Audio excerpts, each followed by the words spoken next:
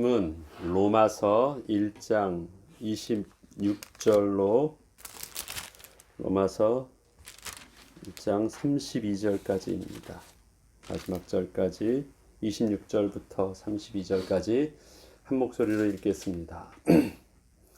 이 때문에 하나님께서 그들을 부끄러운 욕심에 내버려 두셨으니 곧 그들의 여자들도 순리대로 쓸 것을 바꾸어 영리로 쓰며 그와 같이 남자들도 순리대로 여자 쓰기를 버리고 서로 향하여 음욕이 불릴 듯하며 남자가 남자와 더불어 부끄러운 일을 행하여 그들의 그릇됨에 상당한 보응을 그들 자신이 받았느니라.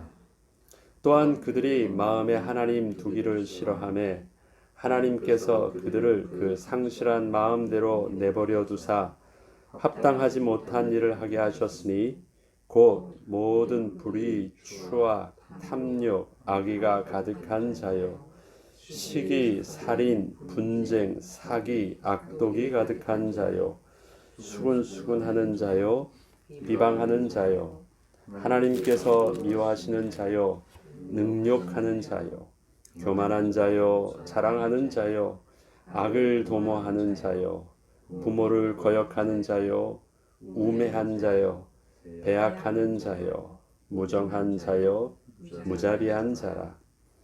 그들이 이 같은 일을 행하는 자는 사형에 해당한다고 하나님께서 정하심을 알고도 자기들만 행할 뿐 아니라 또한 그런 일을 행하는 자들을 옳다 하느니라.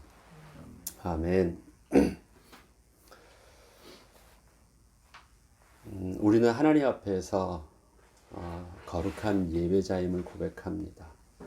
하나님 앞에서 예배자가 된다는 것은 하나님의 영광을 인정하고 영광을 돌리고 하나님을 찬양하며 또 그 하나님의 온전한 말씀을 백성된 입장에서 종된 입장에서 또 은혜를 받아야만 사는 피조물의 입장에서 겸손하게 하나님 앞에 우리의 마음 문을 열고 우리의 귀를 열고 그 말씀을 듣는 것입니다.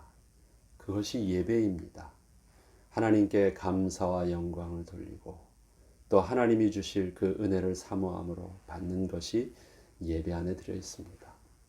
그 예배에는 예배를 주관하는 자가 있고 예배를 함께 참여하는 자가 있습니다. 그런데 그것은 역할일 뿐입니다. 다른 것이 아니라 예배를 드려야 되기 때문에 그것을 감당하려고 주관하는 자가 있고 또 거기서 같이 참여하는 자가 있어요. 그러나 하나님 앞에서는 역할은 다르지만 동일하게 하나님께 영광을 돌리고 하나님의 은혜를 사모함에 있어서 받아야 될 축복과 영광은 다르지 않습니다. 특별히 그 말씀을 드린 것은 그렇다면 주관하는 자 입장의 선자가 바로 이 설교자입니다. 그리고 그 예배를 함께 참여한 자들이 바로 함께하는 성도들이요 청중들이겠죠. 우리가 하나님의 말씀을 함께 영광 돌리는 것은 다르지 않은데 하나님의 말씀을 우리가 동일하게 전하고 받는 입장 속에서는 그 역할 때문에 서로가 긴장해야 되는 부분들이 있습니다. 첫 번째 설교자 입장에서 보면 하나님의 말씀을 전한다고 하지만 그 말씀을 본인이 전하기 때문에 긴장하지 않으면 개인의 인격과 개인의 의도와 우리 속에 개인에 숨겨져 있는 그 죄성이 하나의 메시지를 가지고 하나의 타겟을 두고 그 다음에 자기 의도를 그 사람에게 전달하려고 하는 경향이 있습니다. 내가 원하는 대로 끌으려고 하는 부분이 있고 내가 원하는 대로 하나님의 권위라는 것에 숨어서 나의 의도를 전하려고 하는 경우가 생깁니다. 그래서 설교에는 설교자의 죄성이 묻어나지 아니하도록 무던히 더 몸부림쳐야 되는 것이 설교자가 늘 하나님 앞에서 싸워야 되는 영적 싸움의 중요한 부분입니다. 청중들 입장에서는 그렇습니다. 이 죄라는 어떤 성향 자체가 죄는 감추려고 하고 숨기려고 하고 회피하려는 경향이 있기 때문에 하나님의 거룩한 말씀의 빛이 비춰지면 그 거룩한 빛 앞에서 나의 죄가 드러나거든요. 그러면 이제 나오는 반응이 있죠. 첫 번째는 분노입니다. 왜 나한테 그것을 그렇게 정죄하지? 그것이 뭐 나한테 그렇게 분노하는 부분들이 아니라면 또 나올 수 있는 부분이 뭐냐면 회피입니다. 그거는 나는 그렇지 않지. 그렇지만 이거는 저 다른 집사가 들어야 될 일들이고 다른 저 사람이 들어야 되고 우리 교회 밖에 있는 사람이 이건 꼭 들어야 돼 라고 해서 스스로가 그것을 회피하고 그 회피의 또 다른 방편이 나는 아니라는 것을 드러내는 방법이 다른 사람을 정죄하는 것입니다. 그래서 설교를 들을 때 그것을 설교가 자기한테 오지 않고 그것을 동일한 설교자와 같은 입장에서 같이 제3자 입장에서 그 설교를 가지고 그렇지 하면서 설교를 논하고 있습니다. 그게 우리의 죄로 오염됐던 죄성 있는 하나님 앞에서 칭함을 받은 의롭다 칭함을 받은 하나님의 백성 되었지만 여전히 남아있는 죄에 오염된 상처는 우리가 영적인 긴장감을 갖지 않으며 늘 그렇게 실수할 수 있는 일들이 있다라는 것입니다. 그래서 늘 우리의 예배는 하나님 앞에서 긴장해야 되고 그 다음에 내가 예배의 주체자요. 내가 하나님의 은혜를 받을 대상은 바로 남이 아니라 나라는 것. 들어야 될 자도 나이고 말하지만 들어야 될 자도 나이고 듣지만 그것에 대해서 제3자의 누구에 대해서 회피해야 될 것이 그 대상이 바로 나라는 사실들에 대해서 우리는 늘 하나님 앞에 서야 됩니다.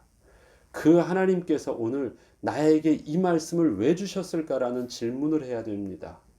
나와는 상관없을 것 같은데 왜 나에게 하나님이 이 말씀을 주셨을까?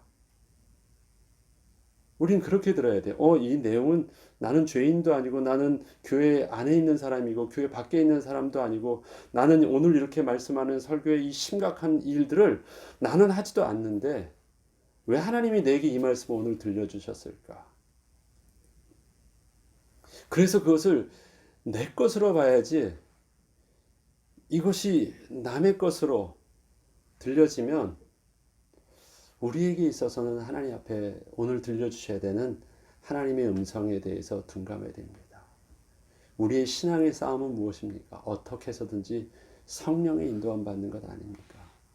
어떻게 해서든지 오늘 주님이 나의 왕으로 서기를 원하십니다 하면서 내가 그 앞에서 하나님의 왕임을 고백하고 하나님이 왕이심을 선포하고 내가 그의 종됨을 고백하는 그 자리에 선다면 오늘 무엇입니까?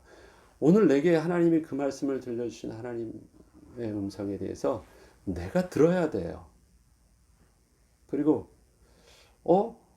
나하고는 상관없는 거 같는데 그것이 내게 직접적으로 맞아요. 오늘 내가 그 말씀을 들어야 돼요 라고 인정할 것도 있지만 나와 관계없는 것처럼 보여도 왜 하나님 들려주셨습니까? 라는 더 깊은 하나님의 나를 향한 또 다른 인도하심과 의도들을 겸손히 청정할 수 있는 우리의 영적인 민감함이 우리에게는 늘 필요합니다.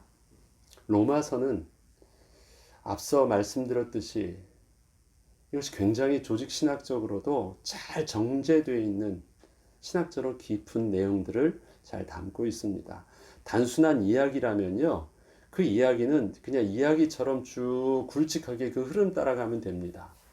그러나 로마서를 바울이 기록할 때는 이것을 이야기 형식으로 한 것이 아니라 하나하나 단어를 씀에 있어서 하나하나 그 표현을 씀에 있어서 그것은 굉장히 정제되어 있고 의미 있는 단어들을 신학적으로 계속해서 쓰고 있기 때문에 자칫 잘못하면 이것을 너무 깊이 그 내용과 그 다음에 이 의미를 해석하는 데만 집중하다 보면요. 그렇지. 복음이 뭐야? 복음의 내용에 대한 설명과 해석. 그렇지. 그것을 내가 잘 이해하고 잘 설명하고 잘 듣고 해서 뭔가 지식적인 부분에 어떤 틀들은 굉장히 깊어지는데 그러다 보면 우리가 간과하는 것이 있습니다. 로마서는 로마에 있는 성도들에게 바울이 그 가슴을 두고 하나님의 신령한 은사를 더욱더 함께 나누기 위해서 전해주는 설교라는 사실입니다. 메시지라는 사실입니다. 그래서 언제나 우리가 계속해서 이 로마서를 다루면서도 제일 매일매일 설교하는 제 입장에서도 그렇고 듣는 여러분의 입장 속에서도 늘 다시 한번 자꾸 리마인드 하면서 들어야 되는 것이 무엇이냐. 하나님께서 내게 들려주신 하나님의 음성을 듣고자 하는 부분들을 늘 우리가 겸손하게 오늘도 내가 하나님 앞에 나왔습니다. 하나님 나에게 나의 삶에 하나님께서 나를 이끄시기 위해서 들려주시는 하나님의 마음을 보게 하시고 듣게 하여 주시옵소서. 늘 그 부분의 영적인 긴장감을 로마서를 마칠 때까지 더더욱 우리가 계속 매일 여러분들이 예배할 때마다 늘 하나님 앞에 기도해야 될 내용입니다. 그렇지 않으면 계속해서 들어야 되는 어떤 신학적인 깊은 지식과 그 다음에 그것을 가르치려고 하는 깊은 연구 안에서만 서로 헤매다가요. 뭔가는 많은 깊은 것들을 다루고 있었는데 남는 것이 하나도 없어요. 기억되는 것도 없고요. 옳지. 그 말은 맞지. 그래. 동의하고 이해하고 잘 가르치고 남는 것이 없습니다. 그러하게 오늘도 오늘 본문을 보면서 이 바울이 어저께 본문 어저께 내용부터 로마서 1장 18절부터 보면 이젠 복음의 가장 깊은 부분들을 다룸에 있어서 이젠 죄가 무엇인가를 다루기 시작하는데 죄에 대한 개념과 죄로 인하여 죄가 이 점점 발달되어지면서 그 죄로 인하여 발생되어지는 어떤 상황들과 죄로 인하여 바뀌어지는 이 사람의 모습들과 인격들, 그 죄의 결과가 드러나는 사회상의 모습들이 점점 이제 진보되면서 확장되어지는 부분들을 바라봅니다. 그런데 특별하게 바울이 의도하는 부분들, 바울의 그 마음에 담겨져 있는 것이 있습니다. 이것은 로마에 있는 성도들에게 해요. 로마에 있는 성도들은 옛날에는 이방인이었고 옛날에 하나님을 모를 때 하나님의 거룩함을 속으로 들어가지 못했을 때는 세상 풍속을 쫓고 그런 것을 나는 잘 하지 않는다 할지라도 그러한 그 삶에 세상의 그 문화와 풍속의 삶 속에서 살던 사람이었을지 몰라요. 그러나 지금은 로마에 있는 성도들도 하나님 앞에서 예수 그리스도로 인하여 그 죄를 고백하고 하나님의 거룩함 앞에서 온전히 서려고 하는 자들이었고 그렇게 예배하는 자들이었습니다. 그들의 지금의 영적인 신앙적인 삶의 모습과 지금 오늘 바울이 말하려고 하는 그 죄 안에서 있는 그 불의와 진리를 거스림과 그 다음에 그 정욕대로 행함과 순리를 바꾸어자 하는 그들의 육신의 부끄러운 욕심들, 지금 우리의 표현으로 하면은 여기서도 본문이 말하는 그 부끄러운 욕심들로 표현하는 그 동성애와 추악과 시기와 살이와 분쟁과 악함과 배역함과 하는 모든 이 인간의 단어 속에서 쓸 수 있는 악의 단어들을 다 표현하고 있는 이러한 모습과 지금 로마 성도들의 모습과는 전혀 다른 모습이에요. 딴 나라 이야기 같은 것을 하는 것이에요. 나는 지금 그와 상관이 없는 자의 모습이 로마에 있는 성도들의 모습입니다. 그리고 그것을 다루는 바울의 모습도 그들을 향하여 당신들이 그러니까 그렇게 회개하라고 말하고 있는 것도 아니에요. 그런데 여기서 바울이요, 이젠 점점 1장과 2장과 계속 나가면서요, 이 바울이 멀리 있는 하나님을 떠난 죄인에 대한, 막연한 그 죄인에 대한 모습들을 설명해 나가면서 오는데요, 가만히 이 말씀을 따라다 보면 나는 아니야 라고 하지만 있죠, 그 대상 속에, 그 죄 속에 바로 누가 있는 것을 알게 하냐면 나도 다르지 아니한 죄인임을 알게 합니다. 바울의 의도는 한 사람을 대상을 가지고 그의 죄를 정죄하고 그도 죄인임을 막 찌르려는데 그 바울의 의도가 있지 않습니다. 누구를 대상으로 해서 뭔가를 하려고 하는 부분들이 아닙니다. 그러나 복음이 설명함에 있어서 명확한 진리는 무엇입니까? 로마서 3장에 가면 3장 23절에 바울이 드디어 그때 딱 가면 하는 말이 있습니다. 모든 사람이 죄를 범하였으며 하나님의 영광을 이루지 못한다라는 그 사실까지 이제 쭉 갑니다. 그 모든 사람에 누가 표현되어 있습니까? 로마 성도들이 포함되어 있고요. 말씀을 전하는 바울도 포함되어 있습니다. 죄의 영향력 아래 있다라는 것이에요. 죄인이라는 것이에요. 그 죄의 속성들이 지금은 작아 보이고 안 보여 보이지만, 그리고 지극히 개인적으로 숨겨져 있는 나만의 부끄러움 정도로 보이지만, 이 죄라는 것을 가만두니까 눈에 보이지 않는 바이러스가 그것을 통제하지 못하니까 어떻게 돼요? 결국은 시간 문제지, 결국은 한 사람을 죽일 뿐만 아니라 모든 사람을 다 죽이는 너무너무 무서운 것처럼, 무서운 대상이 되는 것처럼, 죄라는 것을 인식함에 있어서 그 죄는 모든 사람에게 영향력 미치는 그것인데 누구에게 돼요? 로마인 성도들. 믿음이 충만하고 칭찬받으면서 나는 하나님 앞에서 이제는 하나님의 백성이라고 이야기하고 있는 당신도, 복음을 이제는 하나님 앞에 받아서 지금도 계속해서 사모함으로 전하고 있는 나 바울 자신, 나도 그 죄의 영향력 안에서는 무관하지 않은 동일한 죄인이라는 사실들을 인식해야 된다는 것입니다. 그 사실들이 우리 속에서 늘 기억되어지고 늘 인정되어질 때 복음이 뭐가 돼요? 기쁜 소식이 되는 거예요. 복음이 처음에 내가 처음에 전도받을 때 기쁜 소식이 됐어요.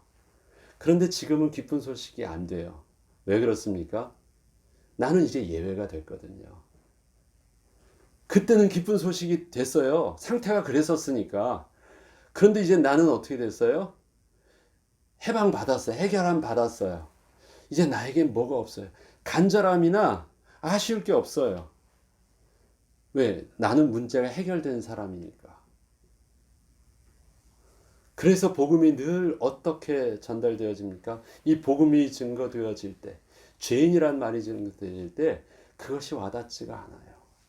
왜? 나는 이미 이제 교회 안에, 나는 그리스도 안에, 나는 이미 해결된 자 안에, 택한 받은 자 안에 있기 때문에 모든 복음은 이제 누구 거예요?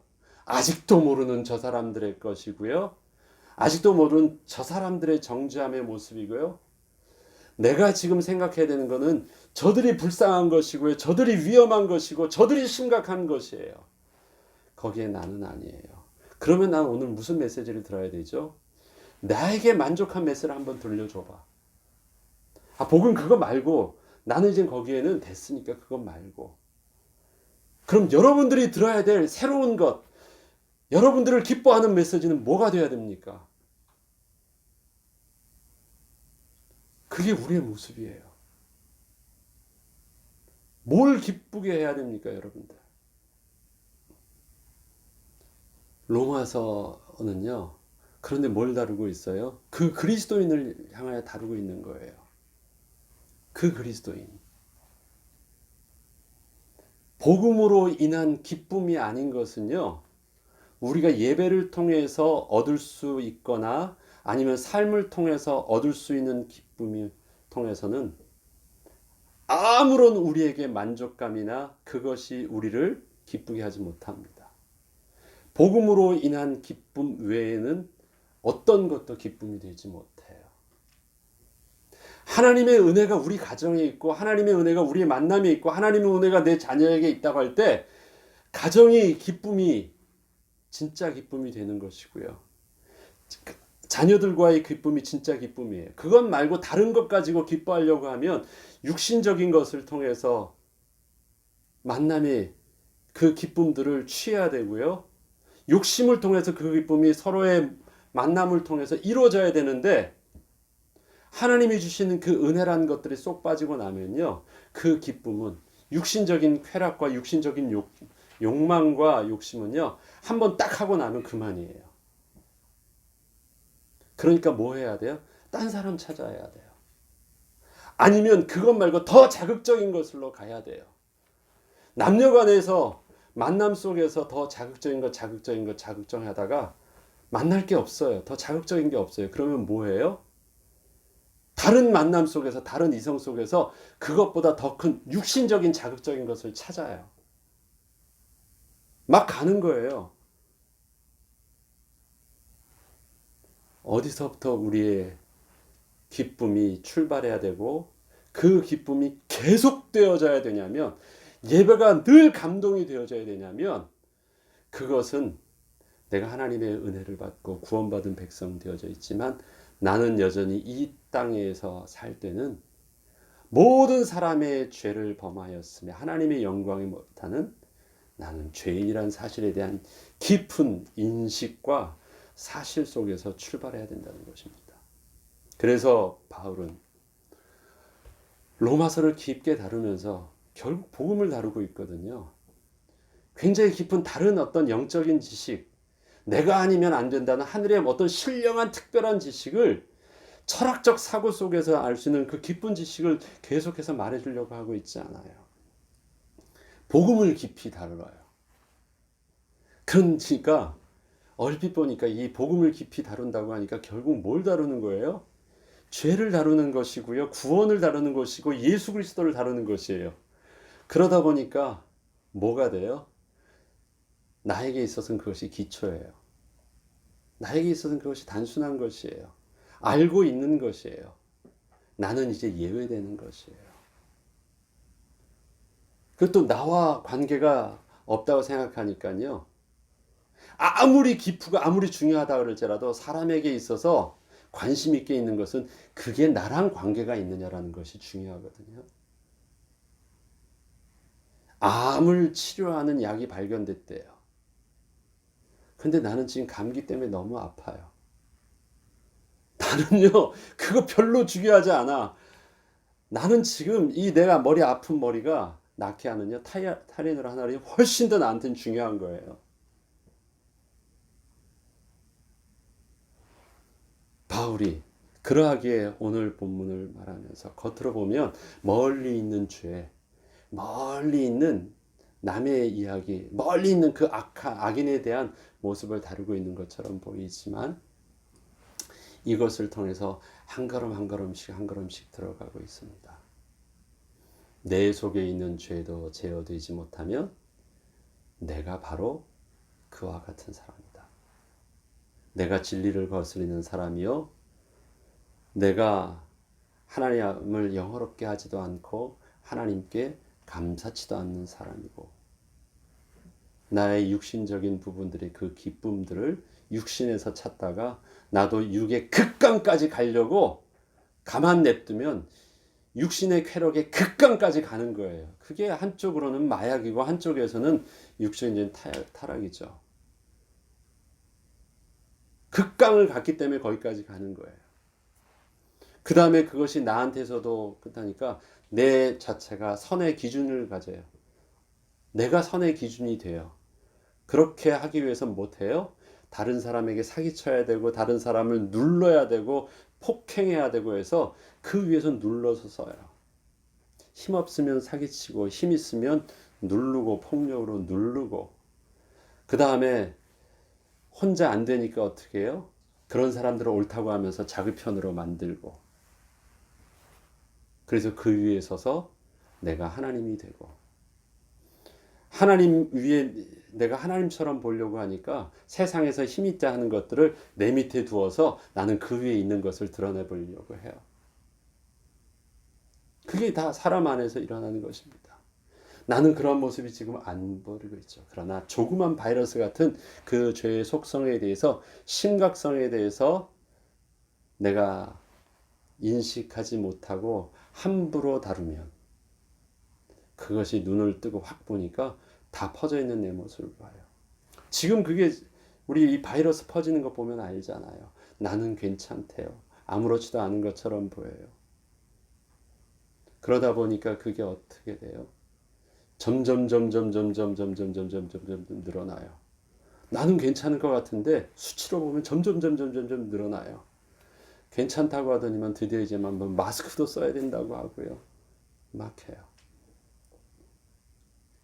그것은 반드시 그 죄의 결과를 우리가 가장 작은 것일 때, 안 보일 때, 통제하지 않으면, 긴장하지 않으면 그것이 반드시 결과가 나타나는 것처럼 나는 지금 아무렇지도 않은 것처럼 보이지만 내가 죄에 대한 인식을 바이러스에 대한 인식만큼이라도 한다면 지금 있는 바이러스 인식만큼이라도 한다면 그래서 우리에게 영적인 마스크라도 쓸 수 있는 긴장감이 있다면 나도 마스크 안 쓰면 나도 걸릴 수 있다라는 그 긴장감이 없다면 우리도 똑같이 지금 복음을 깨달았고 지금 구원받은 사람이라 말할지라도 우리도 똑같이 그 안에 담길 수밖에 없는 것입니다. 그러하게 오늘 본문을 보면 죄에 대한 부분들을 다루고 있죠. 죄는 무엇입니까? 저들은 불의로 진리를 막는 자들이라고 했습니다. 저들은 어제부터 보면요. 하나님을 알되 하나님께 영화롭게도 아니하며 감사치도 않은 자다라고 했습니다. 죄의 속성은 두 가지래요. 하나님을 영화롭게 하지 않는 것이래요. 그러니까 그 모든 내가 누구를 존경합니다. 아, 그 사람을 영광스럽게 생각합니다라는 말을 많은 사람들에게 한다는 건 뭐냐면 그 말 안에 담겨져 있는 것이 있습니다. 내가 그와 같이 되기를 원합니다.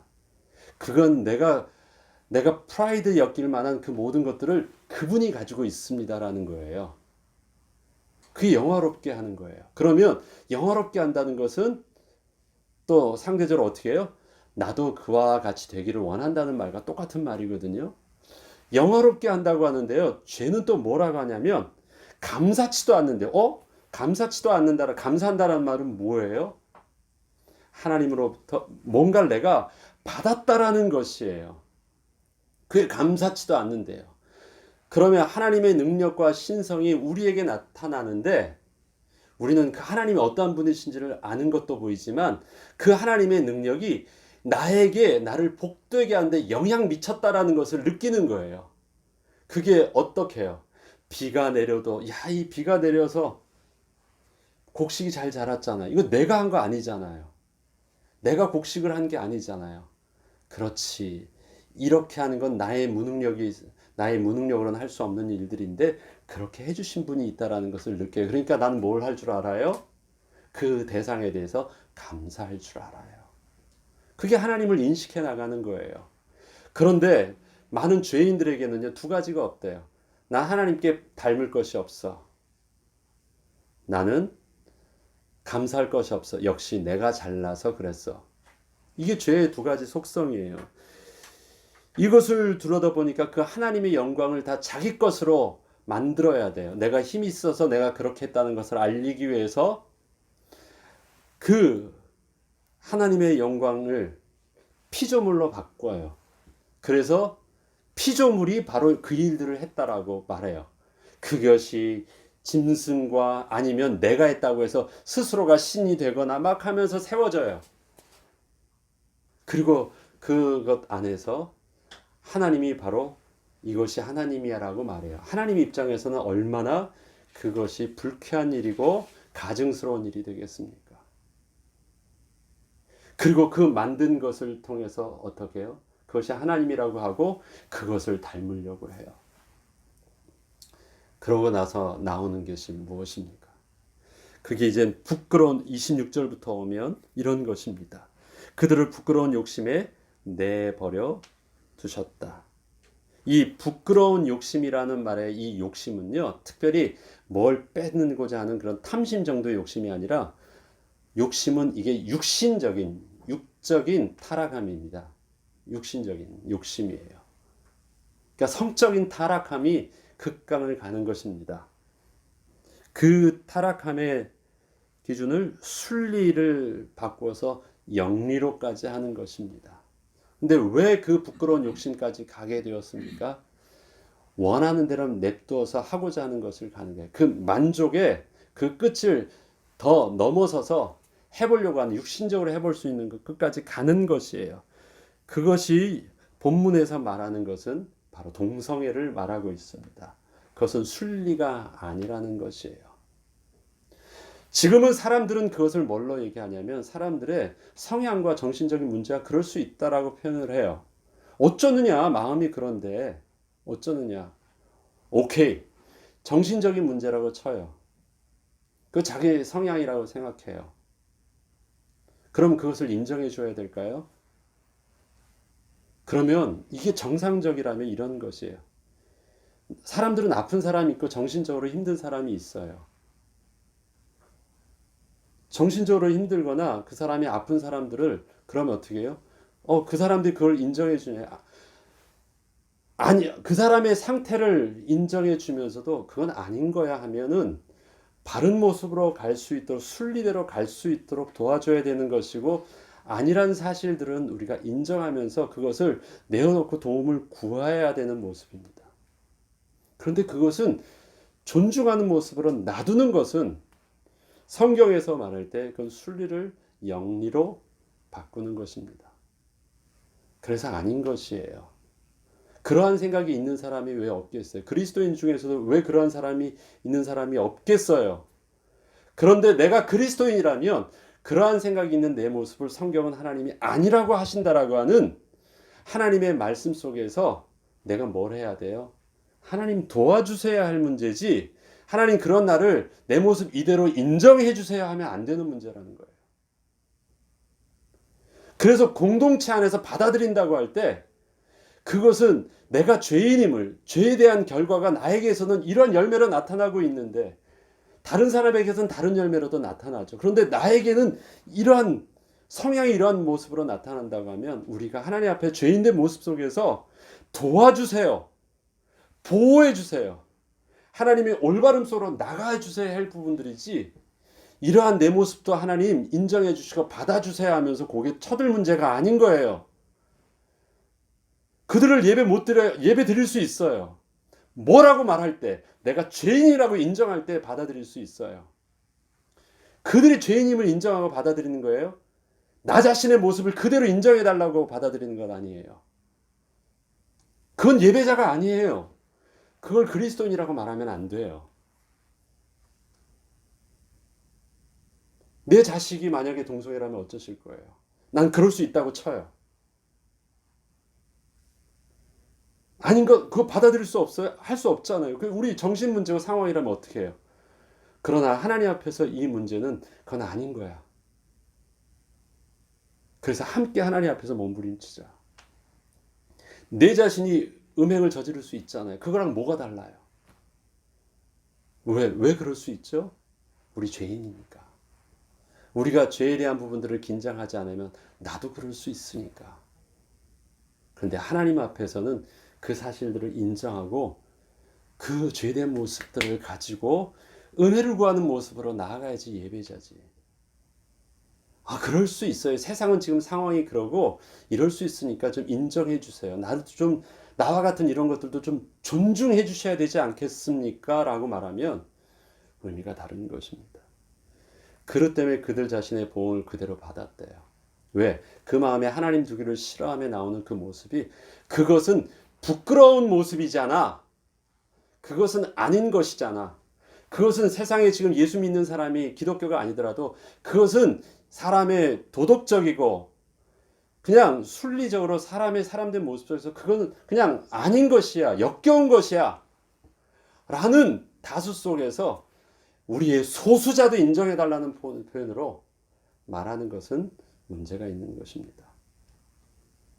제가 처음으로 이 부분들을 표현을 하는데 그래요. 성경은 그것에 대해서 오늘 본문은 뭐라고 표현하느냐? 그릇 때문에 상당한 보응받은 모습이라고 말합니다. 왜요? 하나님 앞에 죄인된 모습으로 숙일 줄 모르기 때문에. 그래서 굉장히 당당한 듯 보여요. 또한 죄인들의 모습이 어떻게 보이냐면 그 마음에 하나님 두기를 싫어하는 모습이래요. 그런데 그 하나님 두기를 싫어하는 모습은 곧 무슨 모습이라고 표현하냐면 그 상실한 마음이래요. 하나님 두기를 싫어하는 모습이 곧 상실한 마음이라고 말합니다. 근데 하나님 두기를 싫어하는 모습은 뭐냐면 하나님을 인정하기를 원하지 않는 모습이라고 영어적인 표현을 가지고 있습니다. 그 다음에 하나님을 아는 지식이 없는 마음이 바로 하나님 두기를 싫어하는 모습이에요. 하나님을 그냥 배척한다가 아니라 하나님에 대한 지식이 없다. 하나님을 왕으로 인정하지 않는 마음이다라는 것입니다. 그런데 그 마음은 무슨 마음이라고요? 상실한 마음이래요. 이 말은 뭡니까? 하나님을 아는 지식을 우리가 배워가지 못하면 하나님을 나의 왕으로 인정함이 우리에게 있어서 되어지지 않으면 우리가 날마다 주의 말씀을 통해서 누구를 배워가는 거예요? 하나님을 알아가는 것 아닙니까?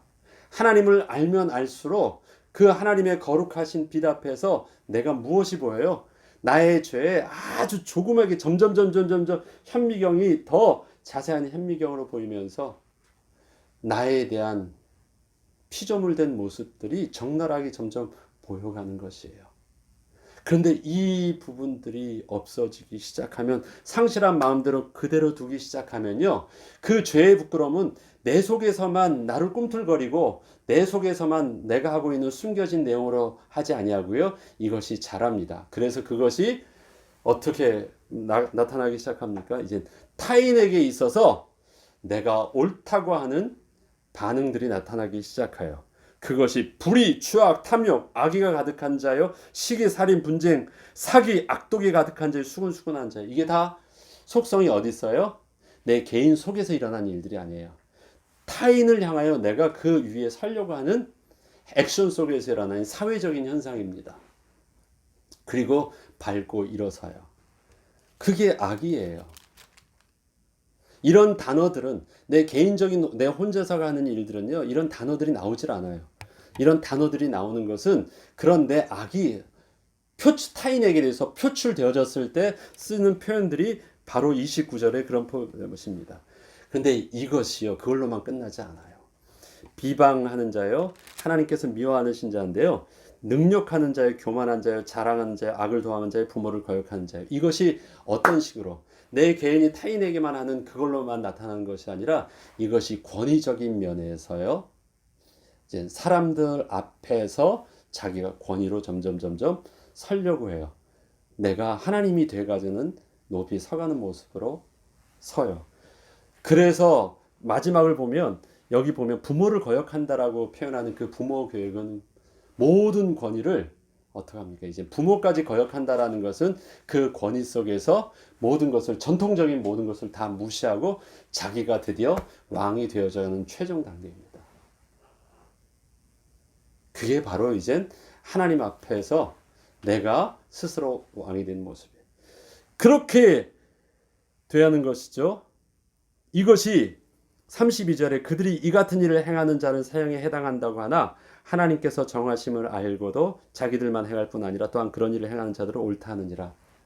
분당을 줘요. 내 생각을 옳다고 하면서 끌어들이면서 내 밑에 두어요.